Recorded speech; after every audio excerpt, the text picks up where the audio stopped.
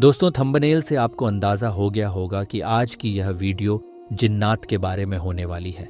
जिन्नात के वजूद के बारे में साइंस नहीं मानता, यहाँ तक कि कुछ इंसान भी नहीं मानते, लेकिन कुरान मजीद में इसके वजूद का साफ साफ जिक्र मिलता है कि जिन्नात होते हैं। इसलिए दोस्तों, जिन्नात के बारे में हम आज एक ऐसा ही दिलचस्प वाक्य आपको सुनाएंगे कि जिसके बारे में सुनकर आप भी हैरान हो जाएंगे। दोस्तों, एक बार एक मौलाना साहब के पेड़ के नीचे बैठे हुए बच्चों को पढ़ा रहे थे और बच्चे ऊंची आवाज़ में अपना सबक दोहरा रहे थे। जैसे ही कोई बच्चा थोड़ी सी भी गलती करता तो मौलाना साहब उसे फौरन ठीक करवा देते। बच्चे अपनी अलग अलग आवाज़ में सबक पढ़ रहे थे। इतने में अचानक मौलाना साहब को एक भारी सी आवाज़ आई। आवाज़ सुनकर मौलाना साहब घबरा गए। कहने वाला कह रहा था, मियाँ जी अस्सलाम वालेकुम। मौलाना साहब जिन बच्चों को पढ़ा रहे थे उन सब की आवाज़ को वह बखूबी पहचानते थे, लेकिन यह आवाज़ बिल्कुल अलग थी। मौलाना साहब हड़बड़ते हुए कहने लगे, वालेकुम अस्सलाम कौन हो? उनके सामने तकरीबन 7 या 8 साल का एक लड़का अपना सर झुकाए खड़ा था और अंदर आने की इजाज़त मांग रहा था। मौलाना साहब ने कहा, आ जाओ मियाँ, अंदर आ जाओ। अकेले आए हो या तुम्हारे साथ तुम्हारे घर वाले भी हैं, यानी तुम्हारे अब्बू अम्मी भी हैं? ये सुसुते ही लड़का सब बच्चों को फलांग हुआ, मौलाना साहब के पास आ गया और हाथ बांधकर खड़ा हो गया। उसकी नज़रें झुकी हुई थीं। उसने मौलवी साहब के सवालों का जवाब नहीं दिया। शायद वह मौलवी साहब के अगले सवालों का इंतज़ार कर रहा था। मौलाना साहब को खुद ही पूछना पड़ा कि क्यों भाई, कौन हो तुम और कहाँ से आए हो? क्या कुछ पढ़ना चाहते हो? बच्चे ने जवाब दिया, जी हाँ मौलवी साहिब, आप मुझे अपनी शागिर्द में ले लीजिए। मौलाना साहब उसके मासूम सराप में खो गए, लेकिन उस बच्चे की आवाज़ थोड़ी अलग थी।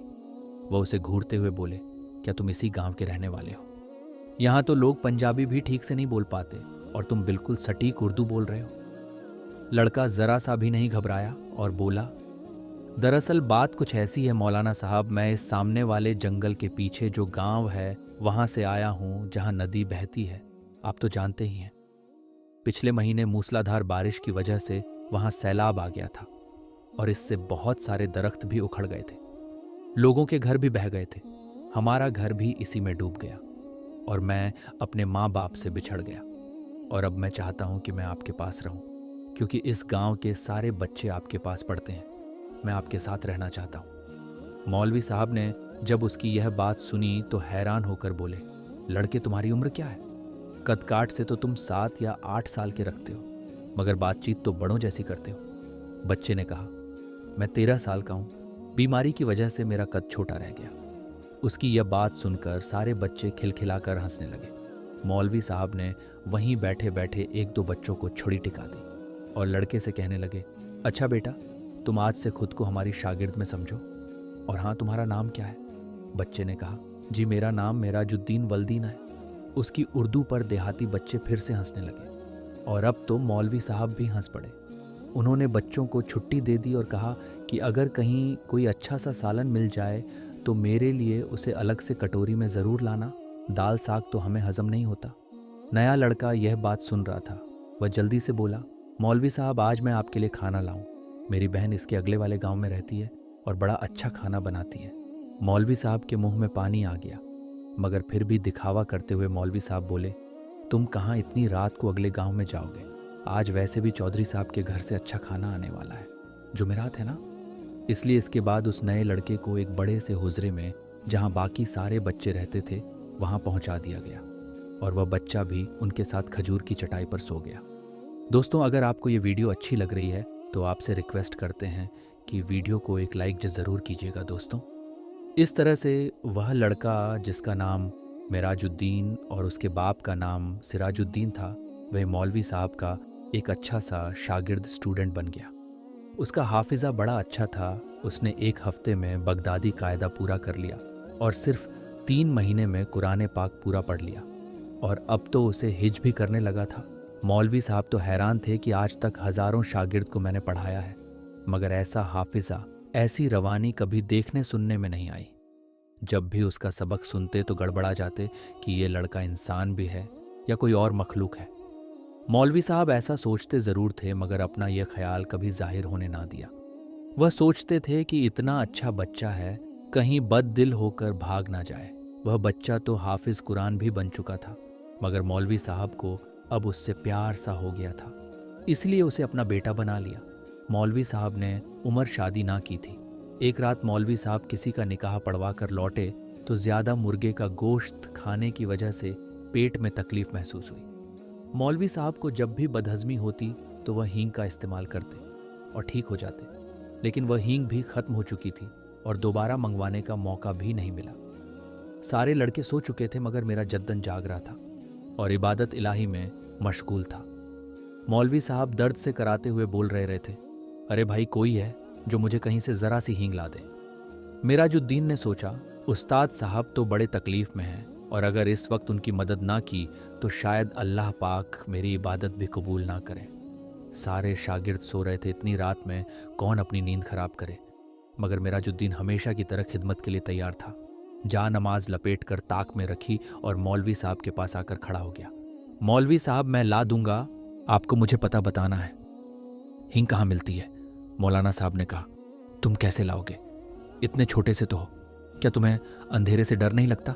रात इतनी है, सर्दी भी हो रही है। मिराजुद्दीन ने कहा, नहीं, मैं तो अपने सारे काम जब चाहूं कर लेता हूं और मुझे अंधेरे से डर नहीं लगता। मौलवी साहब ने हैरान होकर सर पकड़ लिया और सोचने लगे कि रात का दूसरा पहर है और ये नन्हा सा लड़का बाहर जाने को तैयार है। मौलवी साहब ने कहा, अच्छा, अगर तुम जिद्द कर ही रहे हो तो फिर दूर ना जाना।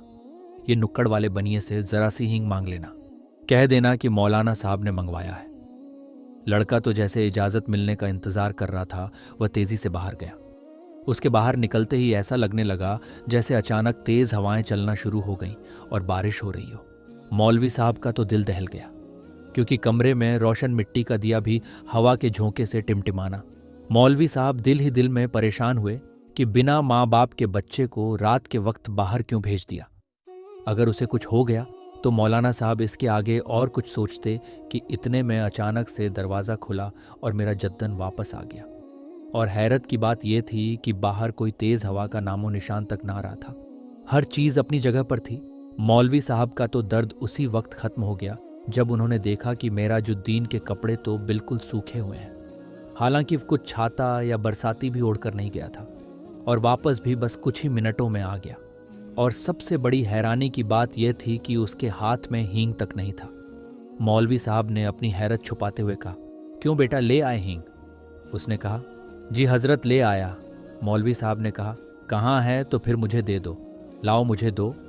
मिराजुद्दीन ने कहा, वह मैंने बाहर सहन में लाकर रख दिया है, आप मेरे साथ चलकर देख लें और जितनी चाहिए ले लें।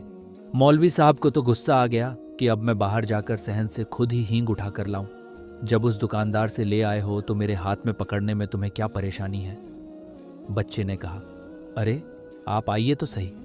मौलवी साहब वह उन्हें बाजुओं से पकड़कर सहन में ले गया। मौलाना साहब की तो आंखें फटी की फटी रह गईं। सहन हींग की बोरियों से भरा हुआ था, यानी सहन में हींग की बोरियां ही बोरियां थीं। शायद मनों के हिसाब से हींग लाकर उस्ताद की खिदमत में हाजिर कर दी थी। उन्होंने एक नज़र हींग के अंबार को देखा और फिर मिराजुद्दीन के चेहरे की तरफ देखा। उसका सर हमेशा की तरह उस्ताद के सामने झुका हुआ था।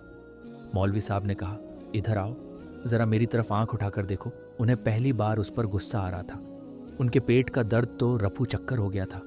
उन्होंने उसे कंधे से पकड़कर झिंझर डाला और उसकी आंखों में आंखें डालते हुए बोले, सच सच बता दो, तुम कौन हो? क्या तुम्हारा ताल्लुक जिन्नात से है? बच्चे ने कहा, जी हजरत, आपका ख्याल दुरुस्त है, मैं वाकई एक जिन का बच्चा हूँ। उसका सर उस्ताद के कदमों पर था और वह जारो कतार रो रहा था और लगातार माफ़ी मांग रहा था। मौलवी साहब ने प्यार से उसका सर अपने कदमों से हटाया और उसे गले से लगा लिया। उसने बताया कि इसी नियम के पेड़ पर, जिसके नीचे सारे बच्चे बैठकर कुरान पाक पढ़ते हैं, यहाँ पर मेरा बसेरा है। मैं रोज़ाना कुरान पाक की तिलावत सुना करता था, तब मेरा भी दिल चाहा कि आपकी शागिर्द में आऊं। मौलवी साहब जो गौर से उसकी बात सुन रहे थे, अचानक जैसे होश में आ गए और कहा, अच्छा, तो अब तो तुम्हारा मकसद पूरा हो चुका है। तुम कुरान पाक के हाफिज भी बन चुके हो। बेशक तुमने आज तक मुझे शिकायत का मौका नहीं दिया, लेकिन मुझे डर है कि अगर किसी दिन तुम्हें किसी बात पर गुस्सा आ गया और अनजाने में तुमने अपनी ताकत का इस्तेमाल कर दिया, तो तब क्या होगा? बेहतर है कि अब तुम छुट्टी करो और अपनी दुनिया में लौट जाओ, और अगर तुमने मेरी बात ना माने तो मैं तुम्हें बोतल में बंद करके ज़मीन में दबा दूंगा। मौलवी साहब की डांट सुनकर वह बाकायदा हिचकियां लेकर रोने लगा और बोला, जिस उस्ताद साहब ने उसे इल्म सिखाया उनकी जी भरकर खिदमत नहीं कर सकेगा। इस बात के लिए वह जिंदगी भर शर्मसार रहेगा। मौलवी साहब ने उसे तसल्ली दिया और कहा कि उन्होंने अपना हक उस पर माफ़ किया, इसलिए अब वह सीधा अपनी दुनिया में लौट जाए, यानी जिन्नातों के पास लौट जाए। मेराजुद्दीन मौलवी साहब को अल्लाह हाफिज कहकर किसी नन्हे से बच्चे की तरह दरवाज़ा खोलकर कोठरी से बाहर चला गया। मौलवी साहब को उसके आंसू भरी आंखें रात भर रुलाती रहीं। मौलवी साहब की हिदायत पर हमेशा के लिए लौट जाने से पहले उसने हिंग भी वापस गोदाम में पहुंचा दी थी। इस बात को काफ़ी साल बीत गए और मौलवी साहब के साथ साथ सारे लोग उसे भूल गए, क्योंकि वह जिन्नात का बच्चा दोबारा कभी लौट कर नहीं आया। खैर, मौलवी साहब तावीज़ वगैरह के भी माहिर थे। अक्सर गांव की नौजवान लड़कियों पर जब कभी हिस्टीरिया का दौरा वगैरह पड़ता और माँ बाप से जिन्न भूत वगैरह की का स्थानीय समझते तो वह मौलाना साहब के पास आते और वह लड़की फिर से ठीक हो जाया करती थी। एक बार एक लड़की को मौलाना साहब के पास लाया गया। वह लड़की बिना पानी के मछली की तरह तड़प रही थी और बार बार सर पटक रही थी।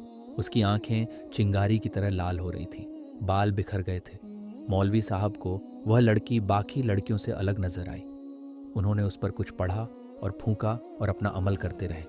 मौलवी साहब कुछ देर पढ़ते रहे और फिर वह अचानक से चीख पड़े कि मेराजुद्दीन, तुम तो अपनी दुनिया में वापस नहीं गए। क्या तुमने अपने वादे को भुला दिया और ये भूल गए कि उस्ताद की नाफरमानी कितना बड़ा गुनाह है? तुम मुसलमान जिन हो, इबादत गुजार हो, फिर तुम इस लड़की को क्यों परेशान कर रहे हो? अब तो मैं यकीनन तुम्हें सख्त सज़ा दूंगा।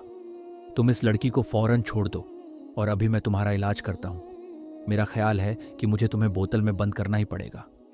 मेराजुद्दीन, जो कि एक जिन था, उसने कहा कि नहीं उस्ताद, ऐसा ना करें, आपको अल्लाह का वास्ता।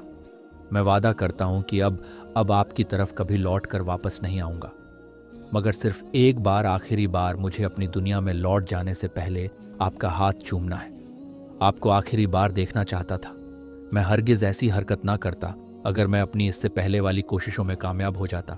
शायद आपको मालूम होगा कि गांव के ज़मींदार की ठीक उसी रात किसी ने चारपाई उलट दी थी जब मैंने आपको अल्लाह हाफिज कहा था। मेरा प्रोग्राम यह था कि यूं इस बंदे के इलाज के लिए आपको बुलाया जाएगा और मैं अपने मोहतरम उस्ताद का दीदार एक बार फिर से कर सकूंगा। मगर मुझे नाकामी का मुंह देखना पड़ा, क्योंकि मुझे भगाने के लिए उन्होंने किसी को बुला लिया था। उसने मुझे सख्त तकलीफ और अजियत पहुंचाई, क्योंकि उसने मुझे वाकई एक बोतल के अंदर बंद करके खेत के अंदर दबा दिया था। वह मेरी लगन सच्ची थी कि ज़मीन पर ट्रैक्टर चला और आज पूरे 10 साल बाद मुझे रिहाई मिली, तो मैंने सोचा कि उस्ताद के दीदार के शौक़ में मैंने बड़ी सज़ा पाई। अब तो मैं ज़रूर आपकी ज़ियारत करूँगा, चाहे मुझे एक बार फिर से इसके बदले बोतल के अंदर क्यों ना जाना पड़े। मुझे बेहद अफसोस है कि मुझे यह तरीका अपनाना पड़ा, मगर मेरी आज ख्वाहिश तो पूरी हो गई। अब आप मुझे बस आखिरी बार अपनी कदम बूसी का मौका दें। मैं अपने उस्ताद के कदमों की खाक पलकों पर लगाना चाहता हूँ, आपके गले लगना चाहता हूँ। मौलवी साहब ने उसे लड़की को छोड़ देने का हुक्म दिया और उसे गले से लगाकर खूब प्यार किया और दरवाज़ा खोल दिया। लड़की एकदम होश में आ गई, मगर मौलवी साहब की आंखें नम हो गईं। तो दोस्तों, यह किस्सा एक मौलवी साहब और एक जिन के बच्चे का था जो हम आपको सुनाना चाहते थे। ये वीडियो आपको कैसी लगी हमें कमेंट बॉक्स में ज़रूर बताइएगा। मिलते हैं एक और नई वीडियो के साथ। तब तक के लिए अपना ध्यान रखें।